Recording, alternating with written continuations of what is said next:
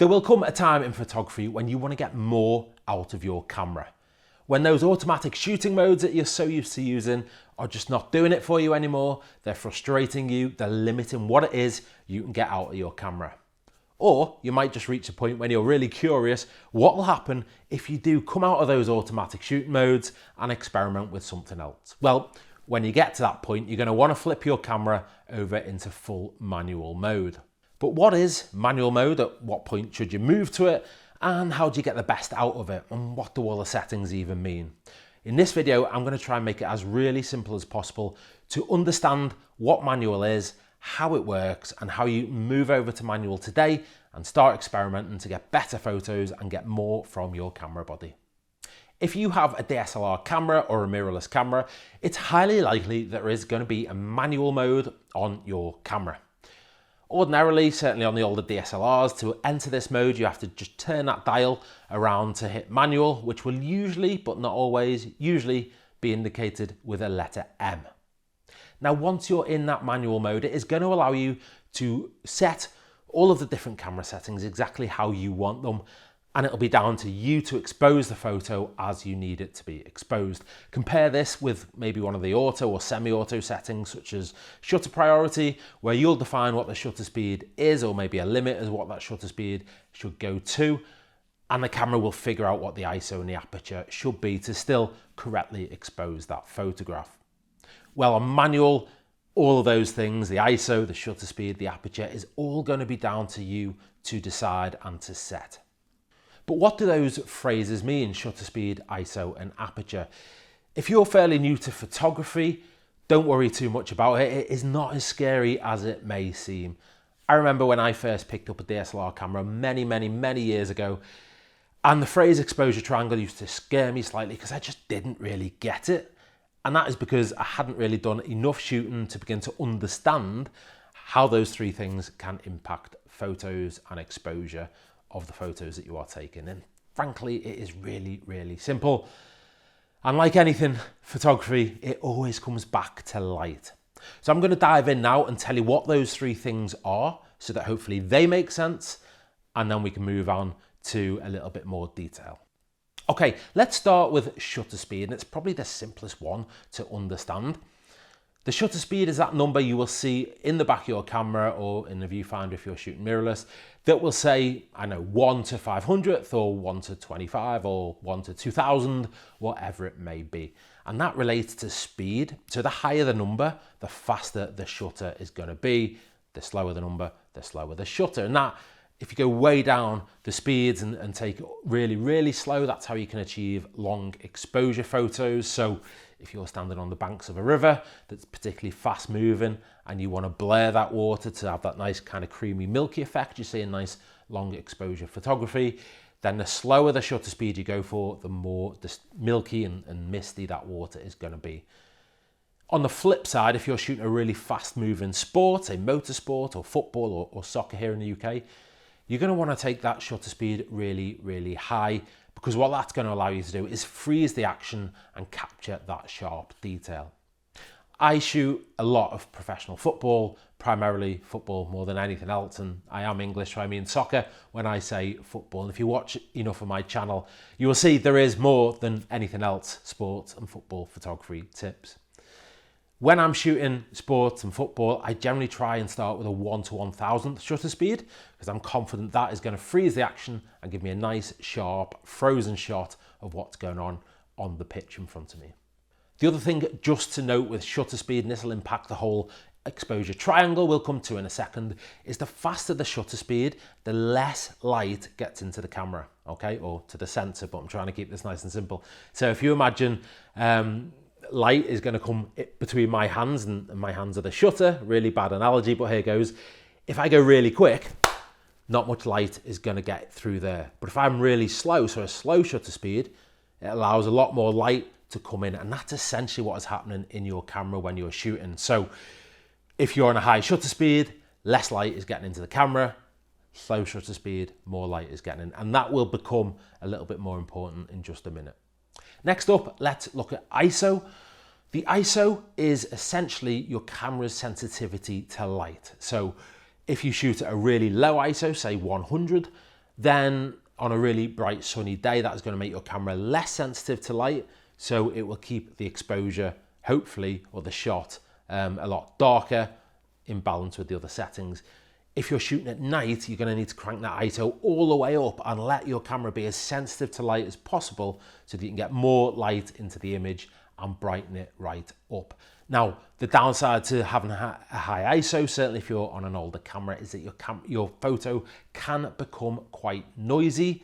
And when I say noisy, I don't mean it's going to start playing music or anything. I mean it's going to introduce a lot of grain into the image so that when you zoom in, it could become quite grainy. Now, that isn't always a problem, and there's loads of plugins and programs out there you can use to help counter that in post as well. However, it is something to bear in mind depending on the subject you are shooting. Finally, let's just talk about the aperture real quick.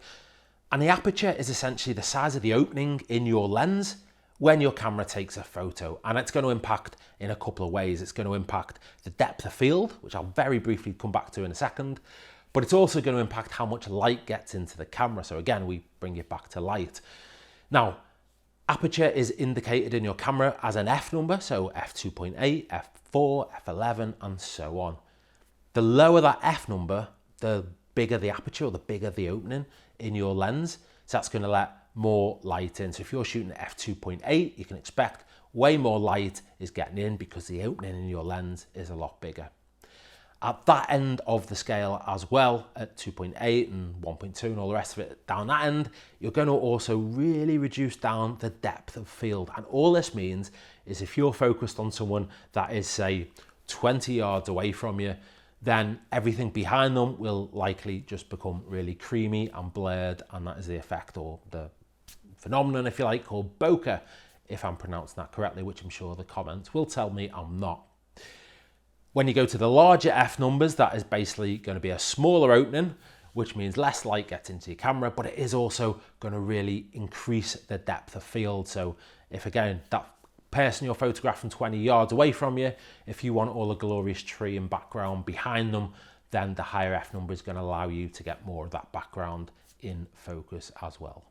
So they're the three main elements here, and the reason it's really important to know what those three things are and to understand them is getting the balance between them when you're taking a photo is what's going to expose your photo, and this is what's called the exposure triangle, and I'm going to put an illustration of that on screen right now. So essentially the exposure triangle is about balance. It's getting the balance of those three settings we just discussed right so that you can get the perfectly exposed photo. Now, the type of photo you're shooting, the conditions you're shooting in, and lots of other external factors will all impact what those settings should be. So as I said, with sports, I'll generally try and start with a 1/1000th shutter speed.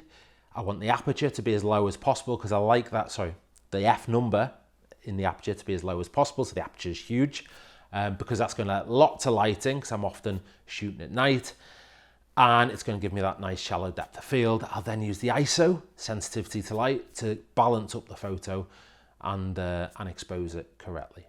Now, I've made this diagram on screen now free to download from my website. I'll put the link in the description below. So please, if you want to get this diagram so you can have a little look at it and keep it handy, save it to your phone or whatever you want to do, head over to my website. You can download it as a PDF, totally free of charge from there. So each of the three sides on the triangle kind of represent one of those three things that we've just been talking about, and it's always about getting the balance between the three to get a correctly exposed photo.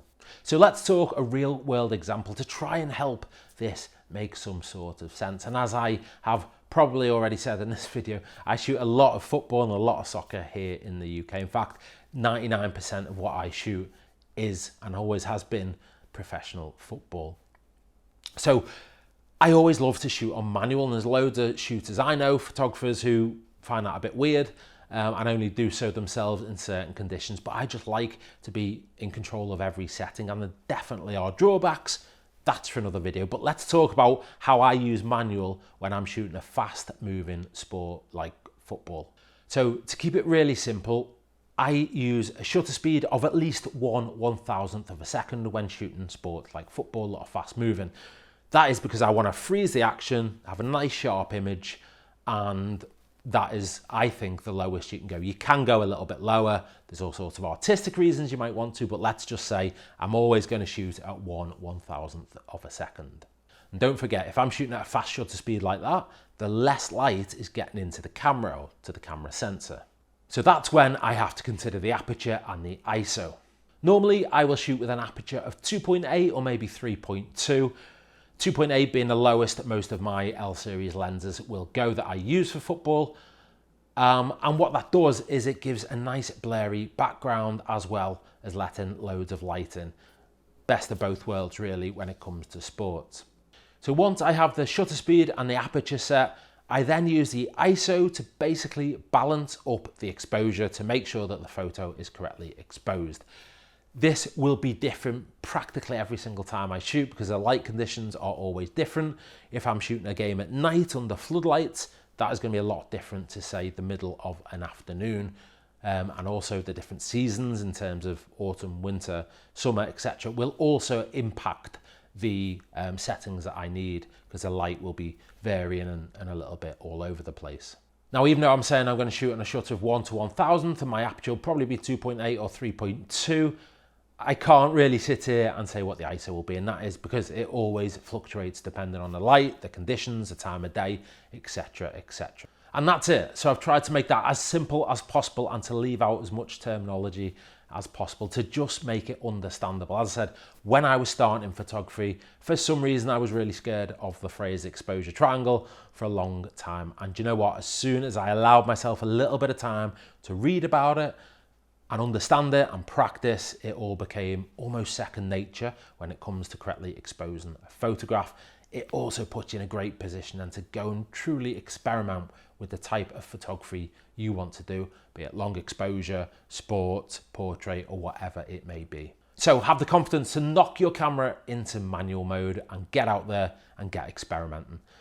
If you haven't already, I'd love you to subscribe to my channel. I am blown away the fact I think I'm nearly up to 3,500 subscribers, which in the world of YouTube is not too many, but it is a million miles away from where I thought this channel would ever get. So thank you. I'd love you to subscribe. But either way, I hope to see you on a future video.